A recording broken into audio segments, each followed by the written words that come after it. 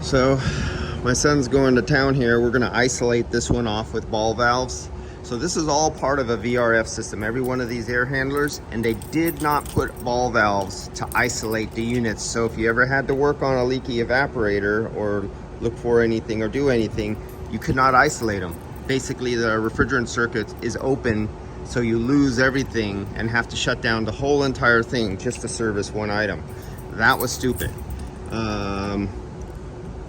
So my son's taking that out, and I'm actually going to do something that you normally don't do on VRF systems, but this is used for air. It's not used as a heat pump. It's used as air conditioning only. I'm going to put a sight glass on here.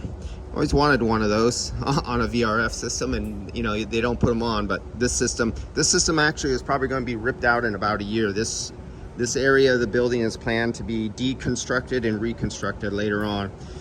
So that'll be a good refrigerant level indicator in case they ever run out of gas again. I can ask anybody at this facility to go pop the cap off and take a look at it and tell me if they see bubbles or not. And what else? Oh, up on the roof, we got to go look at the big leak up there. And I'm going to isolate this separately and probably submerge the whole thing underwater looking for the leak, because this one was giving a problem trying to find and pinpoint the leak. But this is the least of our concerns because this was a small leak. The one upstairs is a gusher. All right, let's get up on the roof and see what my son's doing up there.